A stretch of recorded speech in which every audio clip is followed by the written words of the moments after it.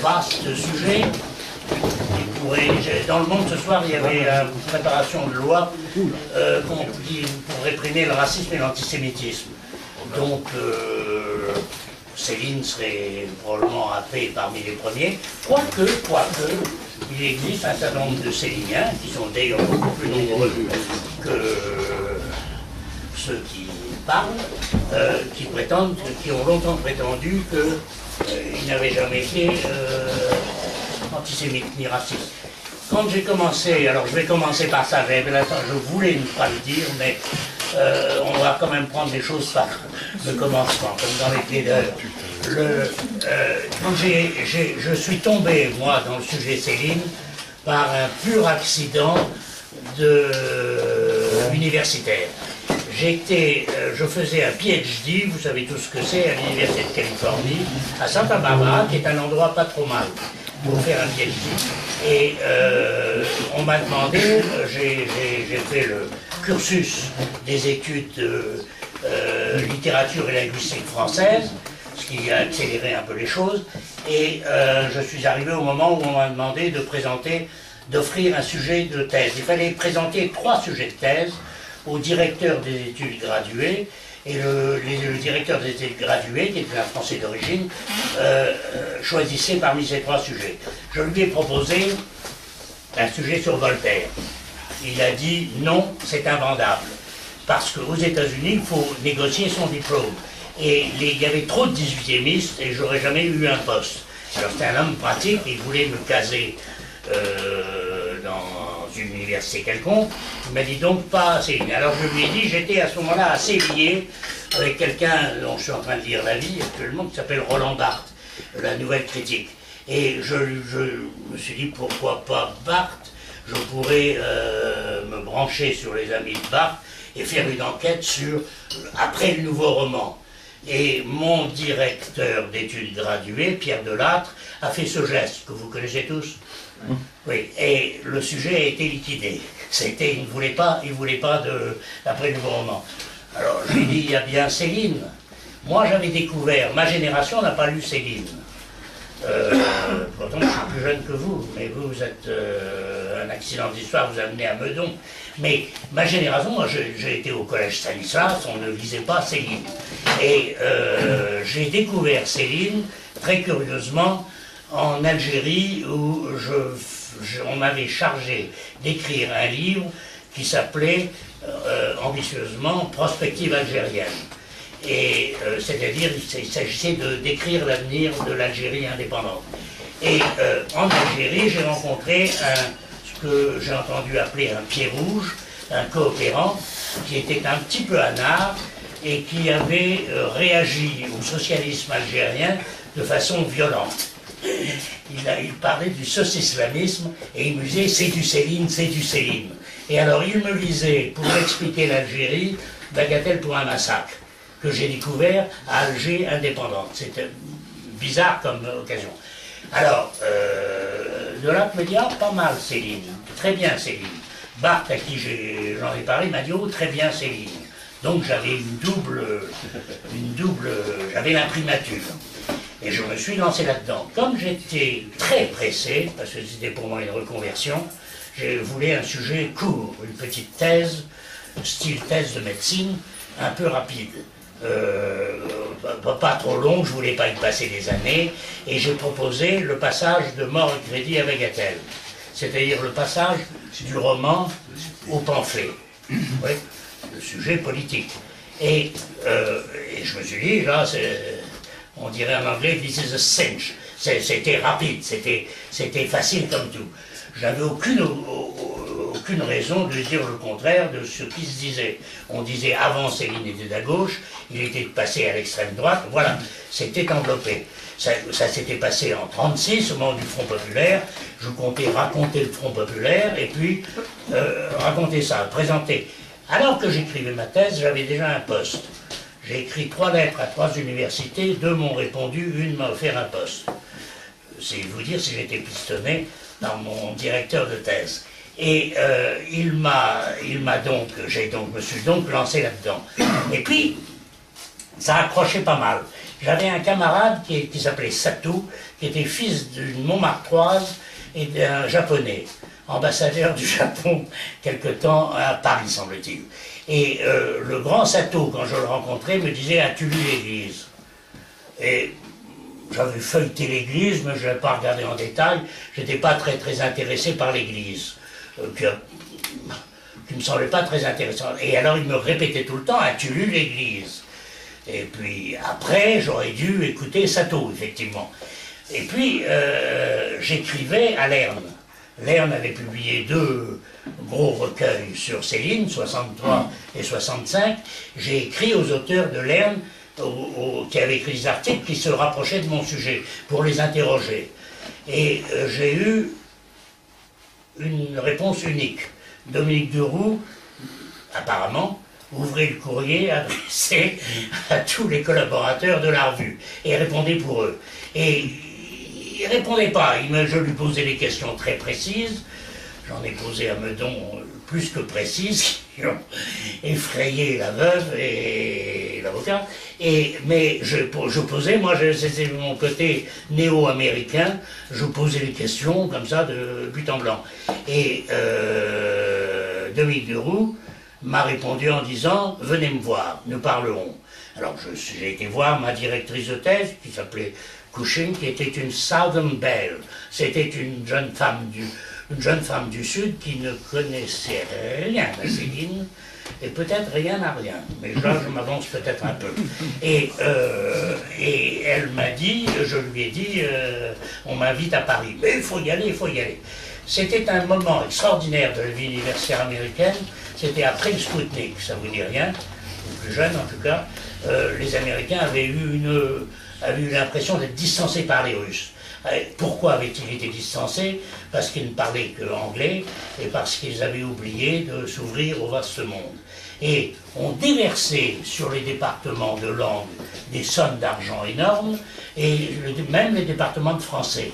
Et on m'a payé 2 secrétaires, on me payait la table pour écrire, on me payait... Enfin, c'était une gabegie d'argent. On m'a payé mon billet pour partir à Paris, on m'a payé, je suis parti pour Paris, on m'a retenu une chambre à l'hôtel, on m'a trouvé un bureau au Centre universitaire international. J'étais sur un petit nuage, enfin. Disons modestement que j'étais quand même le meilleur élève des 5 dernières années. Et au niveau gradué, j'avais eu straight A's. On sait maintenant ce que c'est que le A en français. J'avais uniquement des A. C'est la note maximum dans mes études. Tout ça au rythme accéléré. Et j'arrive à Paris, je vais le voir, il me reçoit rue Garancière, où il travaillait chez Bourgois, sauf erreur. Et il me reçoit dans le bel hôtel particulier où étaient installés Plomb et les autres, et nous parlons un quart d'heure. On a eu une conversation un quart d'heure, 20 minutes. Et il m'a dit, je vous donne ce que je viens de refuser à votre concurrente américaine. Je découvrais que j'avais une concurrente américaine qui était venue de New York avec une secrétaire qui prenait tout en note, qui s'appelle Erika Ostrovsky. Elle a écrit un livre sur Céline qui s'appelle Voyeur, voyant. Elle était, il faut bien le dire, victime de la veuve. Mais elle a cru toutes les belles histoires qu'on lui a racontées à Meudon. Vous savez, les héritiers ne sont pas toujours les plus fiables pour raconter la vie de ceux qui les ont précédés.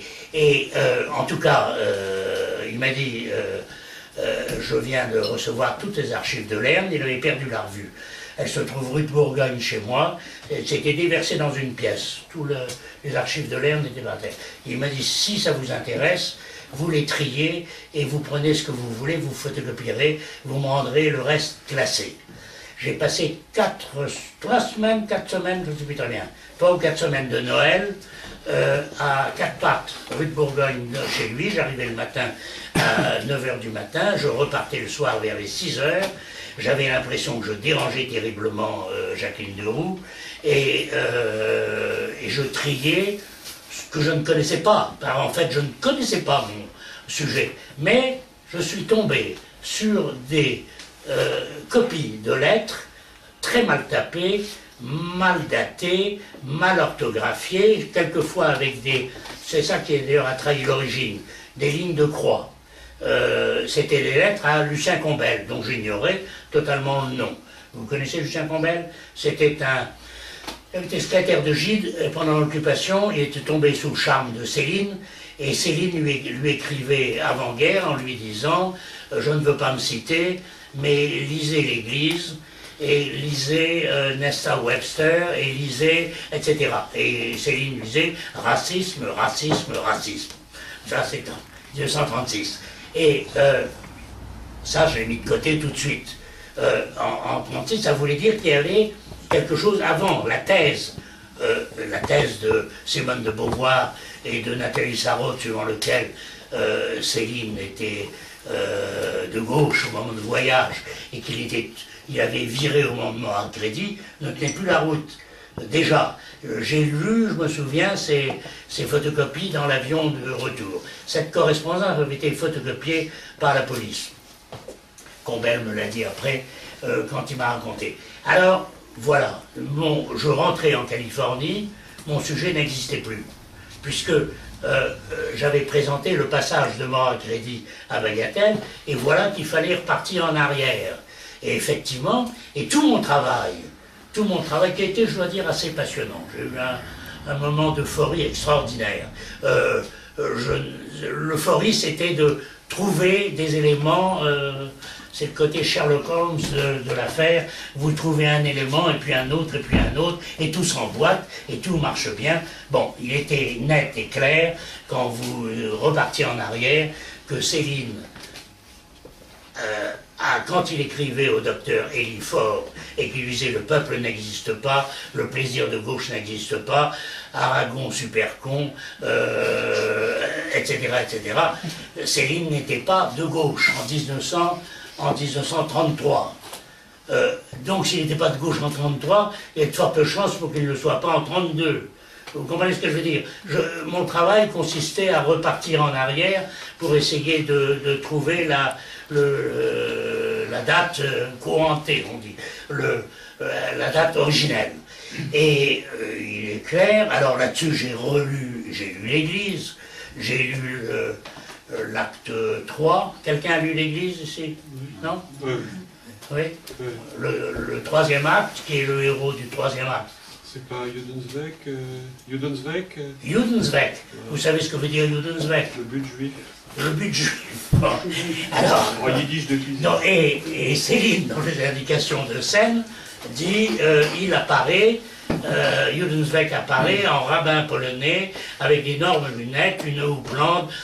Enfin, c'était le portrait, le poncif antisémite. Bon. Et puis, j'ai fouillé un peu plus loin.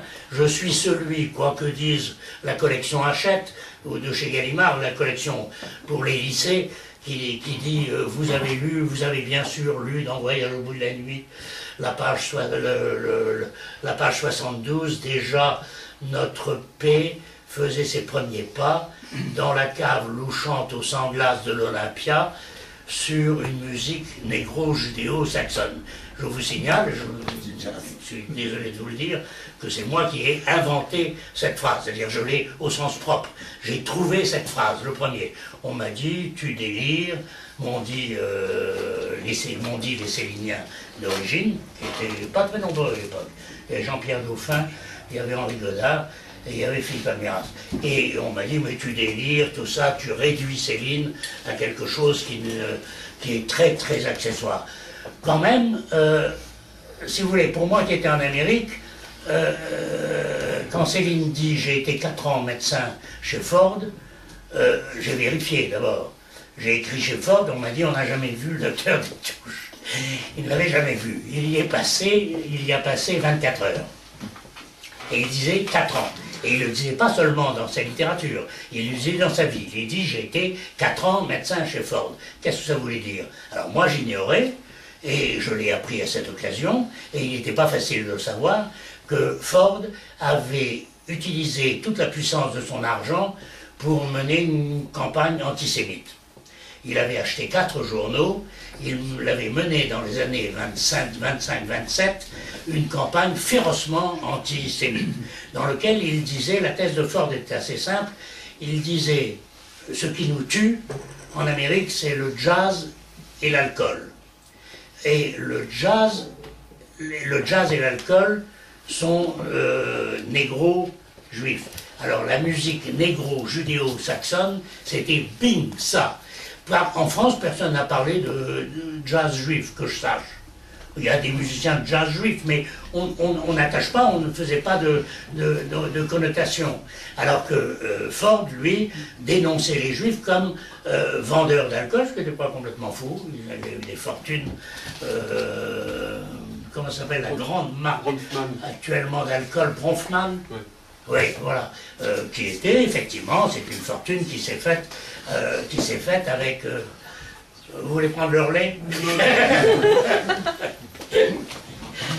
M'avez-vous lu? Oui, un peu. Bon, alors, on va pas trop ressasser ces histoires. J'étais en Californie, ensuite j'étais au Colorado. Et les choses se sont gâtées l'été où j'écrivais ma thèse. Ma directrice de thèse me dit « Ah, monsieur Almera, ce que c'est beau, vous avez tort de vous reprendre parce que c'est moins bien quand vous retouchez. » Alors, vous pensez, ce sont des choses à dire à un écrivain.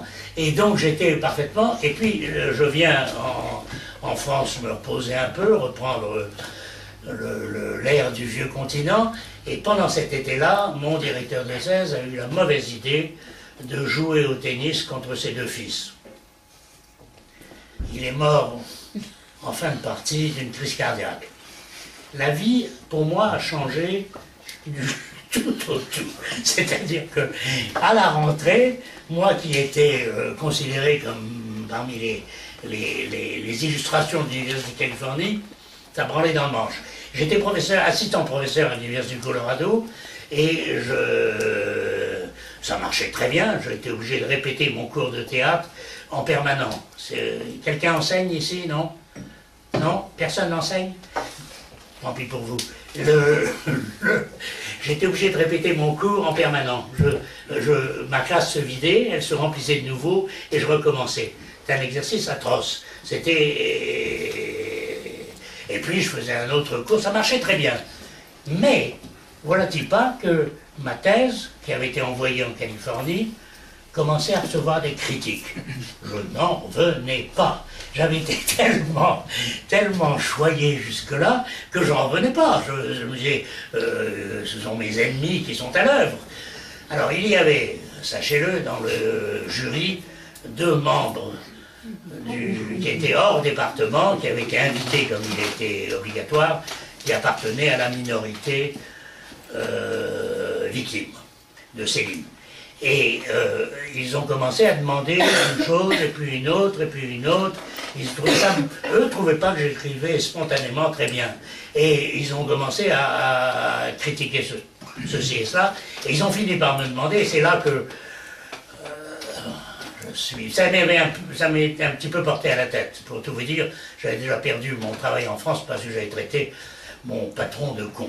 Donc, là, j'ai pris on m'a demandé d'écrire un chapitre dans lequel j'analyserai l'état mental de Céline. Alors là, nous tombons tout de suite sur... Nous avions Céline de gauche, qui était garantie, et là, nous tombons dans le Céline fou. Ça, c'est pas complètement fini, hein, surtout à Meudon. Mais c'était Céline fou. On me demandait, rien n'était plus simple que d'écrire un chapitre dans lequel j'aurais repris ce que disait Céline, le trou dans la tête, j'entends passer des trains, etc., etc., etc. Enfin, ma pauvre tétère, c'était infiniment... Mais, moi, j'avais découvert, j'avais remis tout le sujet à l'endroit, et je tenais à ma trouvaille. Et j'ai dit, merde. Et alors, que s'est-il passé? Une chose inouïe dans l'Université de Californie, inouïe, on n'avait jamais vu ça. Mon jury n'a pas refusé ma thèse. Il s'est évaporé. Il a disparu. je me retrouvais professeur au Colorado avec ce qu'on appelle en anglais un ABD.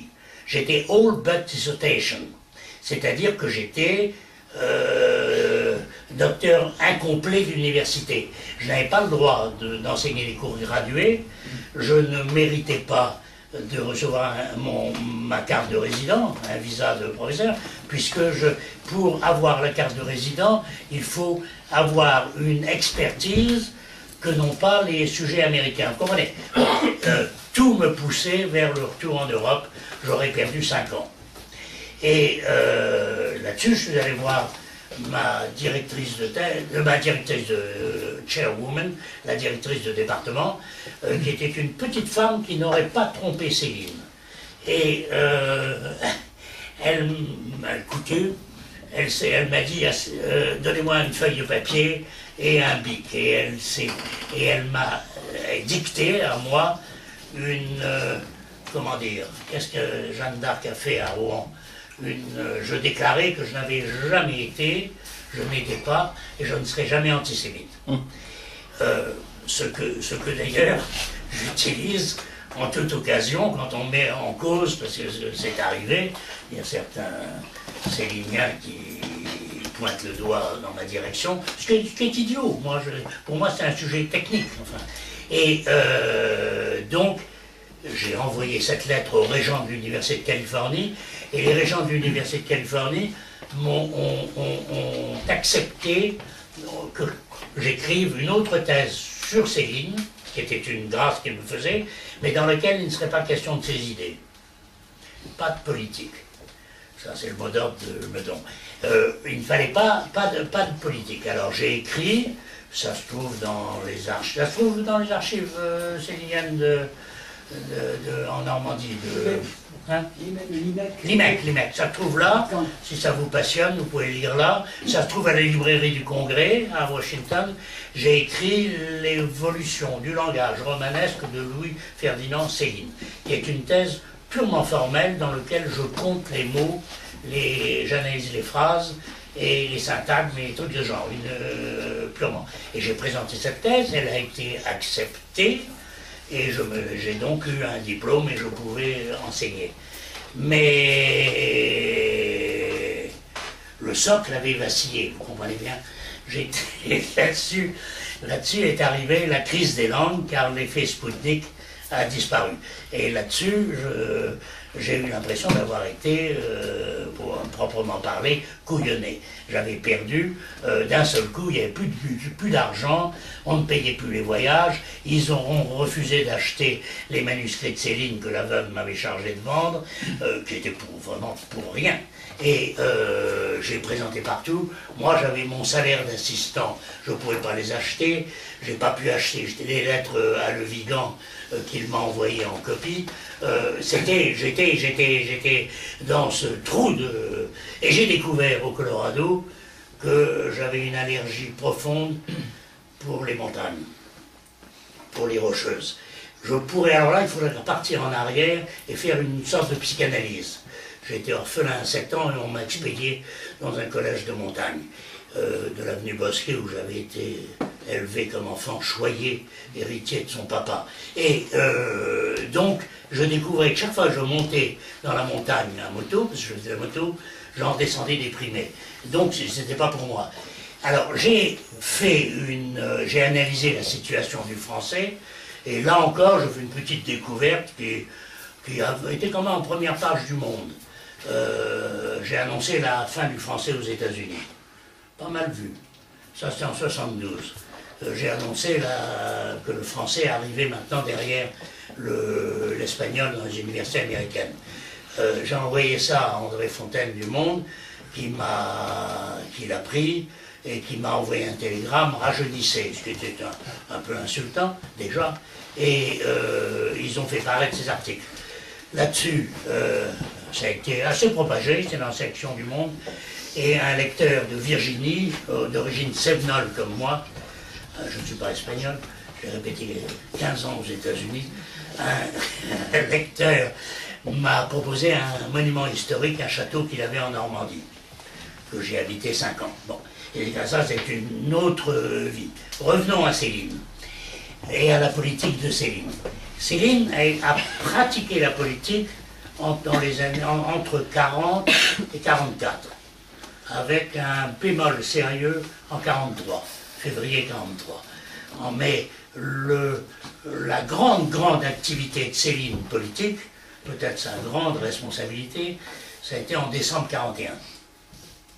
En décembre 41, c'était les premiers otages, les premières fusillades, etc. Et Céline, alors Céline, c'est à ce moment-là qu'il a rencontré, Junger, vous savez tous la conversation avec Junger, non?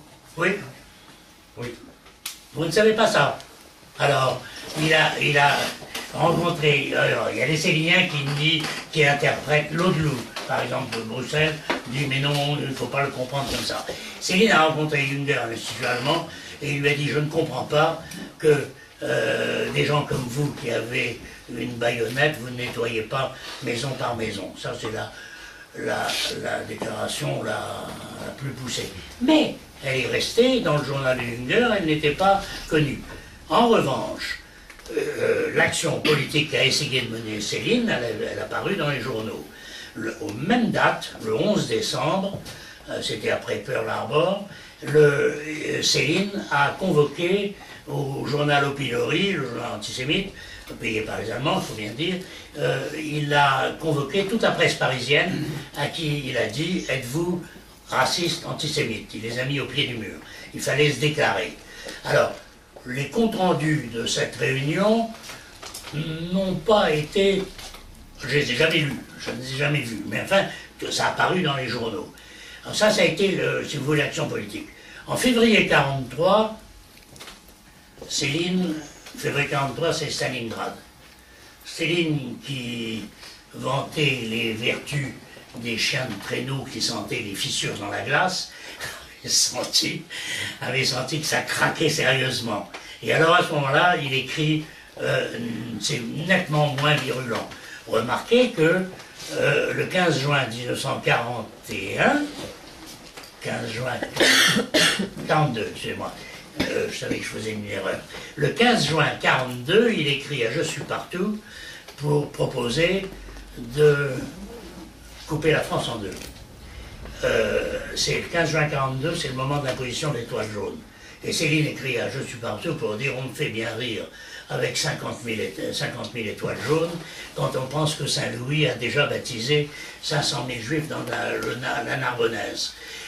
Donc tout ça, il recommande de couper la France en deux. Il dit on pourra peut-être refaire quelque chose autour de Paris et celle du Sud, on lui donnera comme capitale Marseille, qui s'occupera de la France suralgérique.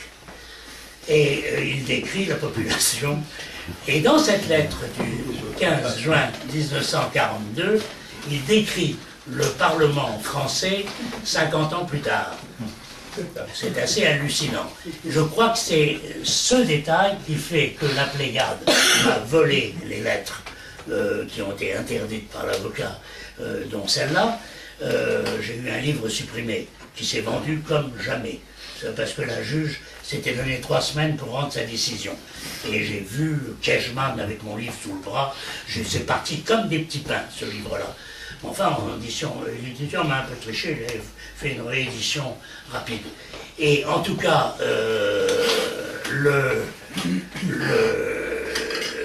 la Pléiade a repris toutes les lettres, sauf la lettre du 15 juin 42. Parce que cette lettre est encore, Céline est encore virulent. Je veux dire que 50 ans après, c'est pas fini. Il avait pas trop mal vu. Alors, cette période de pratique politique a été précédée par une période qu'on peut appeler théorique, si on veut. C'est le bagatelle et les 2 pamphlets. Ça s'explique plus facilement, puisque il a été... le déclencheur sont les sœurs Canavaggia, secrétaires de Céline, qui m'ont bien expliqué, c'est admis maintenant par tout le monde. Il a réagi très violemment à la presse, qui a critiqué Mort et Crédit, qu'on a trouvé ignoble, ça sentait mauvais, c'était, etc. Et alors, Céline, qui rentrait du RSS, où il avait vu pas mal de commissaires du peuple juif, et il s'est dit, voilà, c'est eux, c'est eux. Statistiquement, honnêtement, c'est pas prouvé. Moi, j'ai analysé toute la presse. Quelqu'un vient de refaire l'exercice, on vient de republier les critiques de Bagatelle pour un massacre. Ça se balance. Il y a ceux qui aiment, il y a ceux qui n'aiment pas. On ne peut pas dire que ce soit un complot caractérisé. Mais enfin, il l'a pris comme tel et ça l'a envoyé. Et puis alors, si on repart en arrière, il y a donc l'Église. L'Église, mais ce qui est intéressant dans l'Église, c'est pas tellement l'acte, le troisième acte sur Judenrecht, c'est que personne ne voit rien. Vous comprenez ce que je veux dire? Ce qui est intéressant, c'est que personne, Aragon et Nizan, sont les deux seuls critiques qui relèvent que l'Église a un aspect antisémite raciste. Mais les autres, personne ne voit rien. Pourquoi? Parce que c'était banal. Parce que j'ai écrit un autre livre qui s'appelle « Je suis le bouc » chez De Noël, dans lequel, encore c'est une sélection, hein, je me suis amusé, je me suis appliqué à relever tout l'antisémitisme, racisme-antisémitisme dans la littérature d'entre-deux-guerres. Ça fourmille de tous les côtés, Siménon, tout le monde, y compris Mauriac. De tous les côtés, enfin c'est une cascade, Léoto, c'est des noms banals, personne n'a relevé, personne n'a dit oh regardez donc l'auteur Anard de Voyage au bout de la nuit et peut-être raciste antisémite. Non, on n'a pas vu. Donc, ce qui m'intéresse dans cette histoire, je vais répéter ce que j'ai dit à ce professeur qui m'a fait présenter à lui à Strasbourg et qui ne voulait pas dire son nom et qui m'interrogeait. Je lui ai dit, finalement, chez Céline, ce qui m'intéresse le plus, c'est, j'aime beaucoup ce qu'il écrit, mais je le lis depuis 50 ans. On finit par se lasser un peu des vieux disques. Mais ce qui m'intéresse le plus dans Céline, c'est les faits qu'il fait, si vous voulez. Et alors il m'a dit, il ne faut pas le dire. Bon, alors, ne le disons pas, mais murmurons-le. Mais en tout cas, ce qu'il y a de certain, c'est que c'est un bon réactif. Céline, quoi. Alors, actuellement, nous sommes dans une situation extravagante. Vous avez Alméras devant vous, moi je suis le diable, parmi les Céliniens. J'ai été à un colloque dans le 5e, où il y avait des universitaires. Il y a un journaliste du Canard enchaîné qui m'a dit « Qui êtes-vous » Je lui ai dit « Je m'appelle Alméras ». Il m'a dit « C'est vous Alméras ?» Je lui ai dit « Mais vous me connaissez ?» Il m'a dit « Oui ». Je lui ai dit « Mais vous me connaissez comment ?» Il m'a dit « Mais parlez Céline ». Alors je lui ai dit « C'est pas la peine de lui remplissez la pièce voisine ». Si vous voulez, il y a deux façons de traiter Céline politique. La façon sage, la façon, c'est de ne rien voir. On dit, ça n'existe pas. Henri Godard, que j'aime bien, avec lequel j'ai travaillé des années, qui était mon voisin en Normandie, Henri Godard dit, Céline est tellement beau qu'il fait passer tout le reste. Alors, il faut condamner tout de suite ce qu'on trouve dans Céline, il faut le condamner à tout coup, et puis ensuite, il faut apprécier. Godard a eu sa punition l'année du cinquantenaire, quand on lui a demandé d'écrire le texte officiel de la célébration de Céline. Alors Godard a écrit du Godard, il a dit « On ne peut pas célébrer Céline ». Moyennant quoi, cette ligne posée, il a commencé la célébration. Oui. Là-dessus, Frédéric Mitterrand est entré dans la salle de réunion et a dit il n'y aura pas de plaquette, il n'y aura pas de célébration. Et alors Godard a essayé de se défendre et Frédéric Mitterrand lui a dit pas de polémique. Moi j'ai entendu pas de polémique depuis la Californie. pas de polémique, pas de polémique. Céline, c'est un sujet polémique. Donc il ne faut pas polémiquer et il faut... Pardon, ça avait été imprimé quand même. La commémoration, les bouquins avaient été imprimés. Pas distribué. Non, pas distribué. Vous savez, l'excuse... Pas distribué, pourquoi? Parce que c'était la grève à l'époque. Je suis allé pour en chercher, c'était la grève, on ne pouvait pas avoir aux archives nationales. On ne pouvait pas en obtenir, mais bon, ça a été quand même, il y a une époque, un moment, ça a été... C'est pour ça qu'il est conservateur dans un musée. Vous savez quelle était l'excuse présentée par Frédéric Mitterrand? Il a dit « je ne savais pas, je ne connaissais pas Céline ». Frédéric Mitterrand a eu l'honneur de m'interviewer pour une radio, je ne sais pas trop à laquelle, Europe 1 ou quelque chose de ce genre, pendant 1 heure. Alors, ce que je vous dis, je lui ai dit. Je me souviens qu'il a pratiquement disparu sous la table parce que je lui ai dit, Céline, pendant l'occupation, était persuadée qu'il n'y avait jamais eu autant de juifs à Paris. Et j'ai eu le tort d'ajouter, et c'était pas complètement faux. Et Mitterrand, alors j'ai vu, il a une bouille d'enfants contrariés, et il disparaissait sous le guéridon où était posé le micro. Mitterrand est parfaitement au courant, tout le monde est au courant. Ce qui est intéressant, et moi ce qui m'intéresse beaucoup, c'est que nous vivons sur des notions, il n'y a pas que Céline, vous le savez bien, toute l'histoire de l'entre-deux-guerres n'est pas vraie. Tout ça n'est pas vrai. Moi j'ai fini par en rendre responsable Charles de Gaulle. C'est lui qui a habitué les Français à faire comme si on avait gagné la guerre, comme si Bir Hakeim était une victoire, alors que c'est une défaite anglaise, comme si. Et puis comme si il suffisait d'un homme à Londres pour sauver l'honneur. Voilà. Et à mon avis, c'est la maladie française. J'arrête là-dessus. Parce que...